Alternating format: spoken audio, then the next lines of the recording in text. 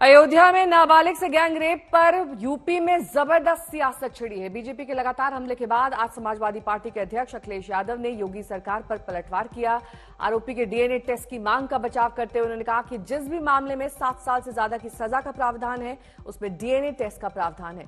उधर बीजेपी आरोप लगा रही कि सपा गुमराह करके अपराधियों को बचा रही है। इस बीच पीड़ित को अयोध्या से लखनऊ रेफर कर दिया गया है। उधर बीजेपी के नेताओं ने समाजवादी पार्टी को घेरते हुए पोस्टर वॉर शुरू कर दिया। 2 तस्वीरों में हम आपको दिखाते हैं कि ऐसे पोस्टर लगाए गए हैं जिसमें बीजेपी की तरफ से लखनऊ में अब दूसरा पोस्टर लग गया है। पहले पोस्टर में मुलायम सिंह यादव के बयान का जिक्र किया गया है कि लड़के हैं, गलती हो जाती है। इसी को लेकर एसपी पर निशाना साधा गया। दूसरे पोस्टर में लिखा गया कि समाजवादी पार्टी का पीडीए दिखावा है, पीडी से कोई मतलब नहीं, बस मुईद ए को कुछ नहीं होना चाहिए। अयोध्या के भदरसा इलाके में नाबालिग बच्ची के साथ रेप केस के आरोपी मुईद अहमद को लेकर पोस्टर वॉर शुरू हो चुका है। समाजवादी पार्टी जहां डीएनए टेस्ट की मांग कर रही है, वहीं दूसरी तरफ बीजेपी के लोगों ने अब पोस्टर से समाजवादी पार्टी को जवाब देना शुरू किया है। मैं इस समय पर भारतीय जनता पार्टी के प्रदेश कार्यालय पर मौजूद हूं। ये भारतीय जनता पार्टी का प्रदेश कार्यालय है और गेट से ये प्रदेश कार्यालय के ठीक बगल में एक पोस्टर लगा है। पोस्टर बीजेपी के ही नेता मनीष शुक्ल हैं, भाजपा नेता हैं, प्रतापगढ़ के हैं।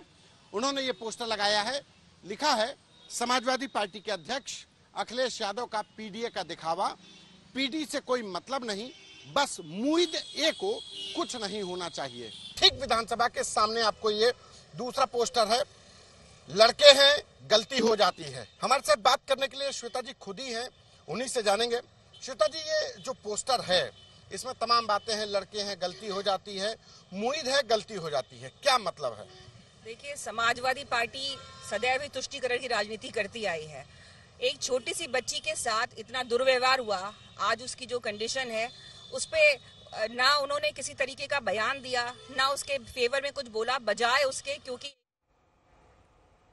अयोध्या गैंगरेप मामले में मुख्य आरोपी मोईद खान की बेकरी पर बुलडोजर चल चुका है। आगे भी लगातार एक्शन जारी है, उसकी संपत्तियों का सर्वे हो रहा है। योगी सरकार के एक्शन से अलग एक जंग सियासी मोर्चे पर जारी है। अखिलेश ने फिर जोर देकर कहा कि केस में डीएनए टेस्ट हो। समाजवादी पार्टी भी बीजेपी की तर्ज पर डेलीगेशन लखनऊ भेज रही है।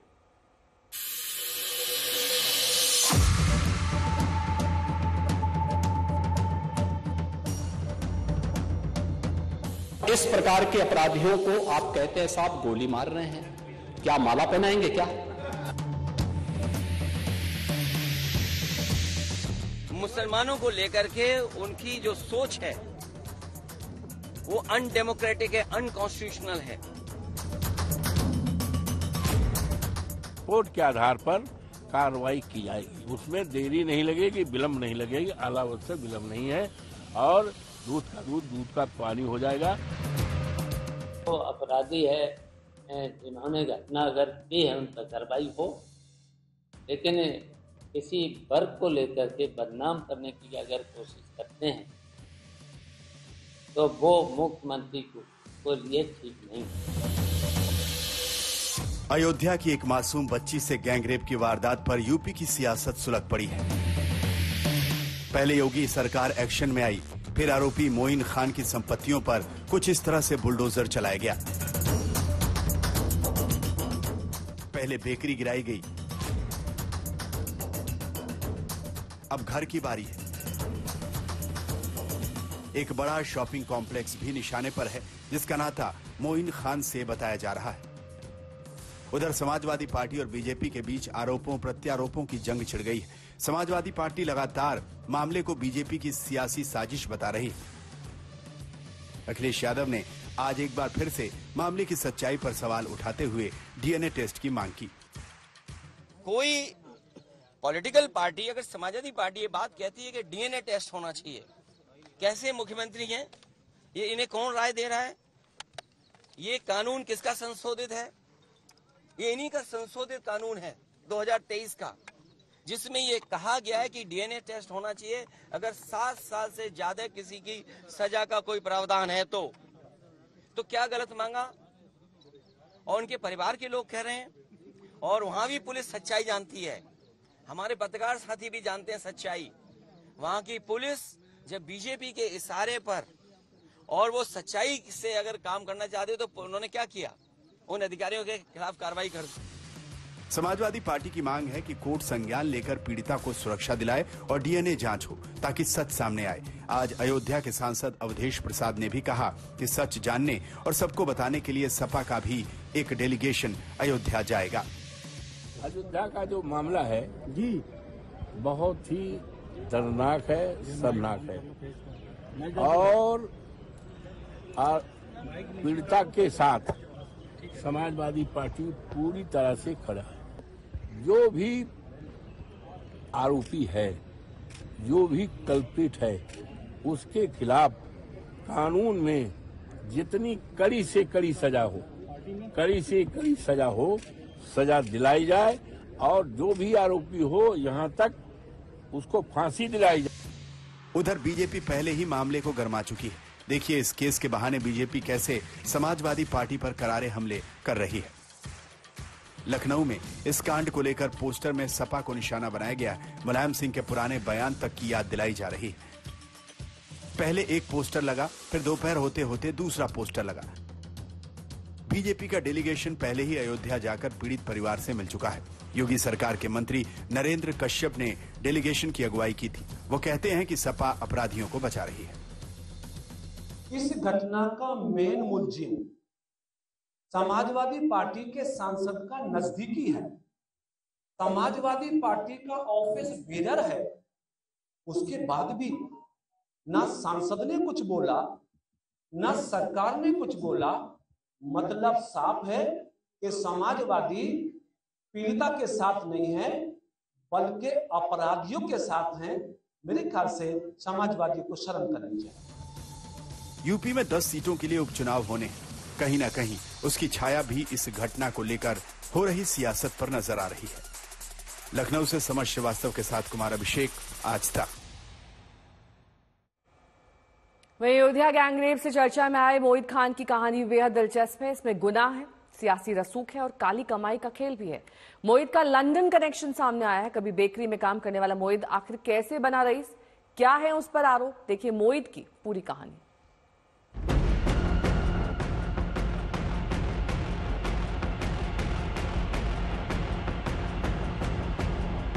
नाम मोइन खान, आरोप बच्ची से रेप, अंजाम गिरफ्तार, एक्शन जायदाद पर बुलडोजर।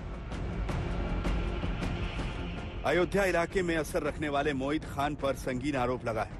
नौकरी के बहाने बुलाकर एक दलित लड़की से रेप का आरोप और सियासत कुछ ऐसी सुलगी कि थमने का नाम नहीं ले रही। एक वजह यह भी है कि मोहित खान समाजवादी पार्टी का नेता है और अयोध्या से सांसद बने अवधेश प्रसाद का करीबी बताया जाता है। लेकिन फिलहाल योगी सरकार के निशाने पर मोहित खान है। उसकी संपत्तियों का पूरा हिसाब किताब निकाला जा रहा है। कुछ संपत्तियों पर योगी सरकार का पीला पंजा चल भी चुका है और बाकी पर तैयारी है।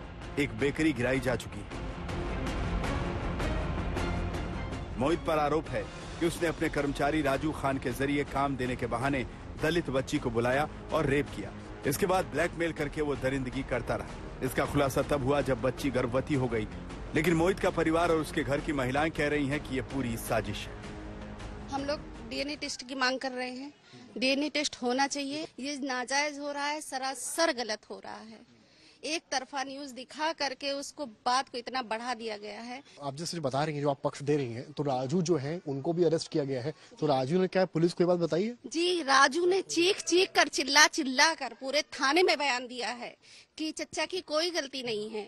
चच्चा जो बेकसूर है, सिर्फ उनकी इतनी गलती है कि मैं उनकी बेकरी में काम करता हूँ, लेकिन उसकी कोई नहीं सुन रहा है। मोहित का परिवार इस मामले को साजिश बता रहा है, मोहित को बेगुनाह बता रहा है। लेकिन जिस बच्ची के साथ दरिंदगी की गई वो पूरी तरह से टूट गई। परिवार बेटी के लिए इंसाफ की लड़ाई लड़ रहा है। जरा उनका दर्द सुनिए। आपने कोई मांग किया, उन लोगों ने कुछ कहा? हाँ, मांग किया। बुलडोजर चलता है, बुलडोजर चले, फांसी लागे बस। मतलब जो घटना हुई ये बहुत दर्दनाक घटना है। इसमें मेन आरोपी कौन था, कितने लोग थे? मोहित खान और राजू। अभी भी कोई धमकी वगैरह आप लोग को मिल रही है? भदरसक लोग धमकी दे रहे हैं। अच्छा, कौन भदरसा के लोग, गांव के लोग हैं या कि उन्हीं के घर के परिवार के लोग हैं? वही गाँव है, सब हम नहीं चिन्हित। क्या कहते हैं वो? मार डाल बहा दिया, मार के ही सब कहा। आरोप प्रत्यारोप की इस जंग के बीच मोहित को लेकर जो खुलासे लगातार हो रहे हैं, उससे लगता है कि वो राजनीतिक संरक्षण के बीच काली जायदाद बना रहा था। हम बताते हैं कि वो फर्श से अर्श तक कैसे पहुंचा।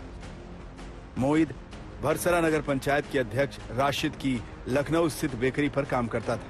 21 साल पहले बदरसा लौटा और जमीनों की खरीद फरोख्त में जुट गया। उसके घर के बगल में पुलिस चौकी थी। पुलिस चौकी का बिजली बिल से लेकर सारे खर्च मोहित उठाता था। 28 अक्टूबर 2012 को हुए दंगे में मोहित का नाम आया। उसे गिरफ्तार भी किया गया। उस पर दलितों के साथ सरकारी जमीन कब्जाने के आरोप लगे। जो बेकरी खड़ी की उसकी कुछ जमीन तालाब की थी। एक दलित की जमीन भी कब्जाई थी। उसका घर भी श्मशान की जमीन पर बना है। इलीगली जितने भूभाग पे निर्माण किया गया था तालाब के, उस जमीन पे कार्रवाई की गई है और उसको मुक्त करा दिया गया। तालाब की जमीन को मुक्त कराया गया है। शमशान भूमि है, उस पर कब्जा कर रखा है। तालाब की जमीन उस पर कब्जा है। चक रोड पे कब्जा कर रखा है। मार्ग हैं बड़े वाले, उस पर कब्जा कर रखा है। वो सारी। लेकिन मोहित के परिजन सारे आरोपों को खारिज कर रहे हैं। तो गलत हो रहा है। आप उसकी डीएनए टेस्ट करवाइए, उसके बाद जो होगा वो देखा जाएगा। और जो गलत है दोषी, उसको सजा मिलनी चाहिए। बस हमारा ये मांग है। अयोध्या रेप कांड को लेकर अब योगी सरकार एक्शन में है। लगातार जांच पड़ताल हो रही है। नए खुलासे होंगे, इसकी भी पूरी संभावना है। संतोष शर्मा और समर श्रीवास्तव के साथ कुमार अभिषेक, आज तक। तो मोहित खान की बेकरी पर बुलडोजर चल चुका है। घर पर भी पीला पंजा चलेगा, ये तय है, क्योंकि ये शमशान की जमीन पर बना है। देखिए योगी सरकार के एक्शन पर ये रिपोर्ट। आज के पत्तों की तरह ढह गया मोहित खान का बेकरी, और इस बेकरी पर बुलडोजर का एक्शन जारी है। आप देखिए किस तरीके से चंद मिनट पहले ही बुलडोजर का एक्शन शुरू हुआ था। और ये जो जिसको तोड़ा जा रहा है, ये वो जनरेटर है, वो बेकरी के लिए पावर बैकअप का प्लांट है जिसको कि तोड़ा जा रहा है। ये पूरी जमीन तालाब पर कब्जा करके बनाई गई थी, और उसी पैमाइश के बाद अब ये बड़ा एक्शन हुआ है। और अब आपको तस्वीर जरा और भी दिखाते हैं इस बुलडोजर के द्वारा जो ध्वस्त की गई प्रॉपर्टी। ये जो पीछे आपको देख रहे हैं, ये बेकरी का सामान है। बेकरी का सामान निकाला गया। यहाँ पर मोहित खान की बेकरी थी। बेकरी में जो बेक करने का सामान होता था, बिस्किट, केक बनाए जाते थे, वो पूरे फर्मे हैं, यहीं पर बेक करके रखा जाता था। लेकिन इसी बेकरी में उस नाबालिग बच्ची को बुला करके उसका शारीरिक शोषण किया गया। एक बार नहीं, कई बार किया गया। और उसके बाद जब उसकी तबीयत बिगड़ी तो तब मामला खुलासा हुआ। पीड़ित परिवार की तहरीर पर एफआईआर दर्ज हुई, और समाजवादी पार्टी का नेता मोहित खान, जो वर्तमान में अयोध्या की लोकसभा सीट से समाजवादी पार्टी के सांसद हैं, अयोध्या प्रसाद का बेहद करीबी, अवधेश प्रसाद का बेहद करीबी मोहित खान को गिरफ्तार कर लिया गया। उसके साथ एक दूसरे आरोपी राजू खान को भी गिरफ्तार कर लिया गया। ये बुलडोजर एक्शन उसी जगह पर जहां पर वो उस नाबालिग बच्ची को मोहित खान बुलाता था, अपने शारीरिक शोषण करता था, अपनी हवस का शिकार बनाता था। तो अब इस पर एक्शन शुरू है, एक्शन की तैयारी है। और इस बीच मोहित के परिवार की महिलाएं ये कह रही हैं कि मोहित बेगुनाह है, उसको फंसाया जा रहा है। आफ्ताब, क्या देखते हैं पूरी कार्रवाई को आप, जो भी एक्शन कल हुआ है, जो भी आरोप लगे हैं? तो गलत हो रहा है। आप उसकी डीएनए टेस्ट करवाइए, उसके बाद जो होगा वो देखा जाएगा। और जो गलत है दोषी, उसको सजा मिलनी चाहिए। बस हमारा ये मांग है। और बिना रिपोर्ट के हम लोग को घर गिराया जा रहा है। नहीं, बेकरी गिरा दी है उसको। हम लोग बुलडोजर भी चला दे रहे हैं। सर, हम लोग डीएनए टेस्ट की मांग कर रहे हैं। डीएनए टेस्ट होना चाहिए। ये नाजायज हो रहा है, सरासर गलत हो रहा है।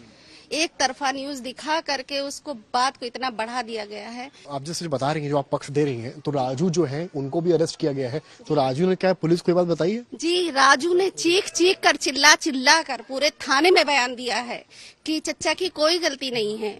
चच्चा जो बेकसूर है, सिर्फ उनकी इतनी गलती है कि मैं उनकी बेकरी में काम करता हूँ, लेकिन उसकी कोई नहीं सुन रहा है। उसकी बात उसका कोई नाम ही नहीं ले रहा है। तो परिवार जो है वो, तो परिवार को झूठ बोल रहा है। परिवार कौन झूठ बोल रहा है? जो लड़की का परिवार, लड़की का परिवार झूठ बोलेगा? उसको पैसे, उसको राजनीति चाहिए। पीछे राजनीति हो रही है, सपा का टैग इनके ऊपर लगा हुआ है। सपा का टैग आज लगा, कई साल पहले वो नगर अध्यक्ष बनाए गए थे मोहित खान। जी। और नगर राजू भी क्या समाजवादी पार्टी से कोई भी पद उठा के दे दिया कोई जाए, संबंध नहीं। राजू का समाजवादी से कोई संबंध नहीं। राजू नौकर है इनका, सीतापुर का रहने वाला, बेकरी में नौकर है, बेकरी में नौकरी करता है। राजू का कोई स्टेटस नहीं है, इसी वजह से उनको फ्रंट पर नहीं लाया जा रहा है। इसलिए सिर्फ जोड़ा गया इस केस से कि ये समाजवादी से जुड़े हुए हैं और इनको मौका मिल गया कि राजू उनके बेकरी में काम करता था और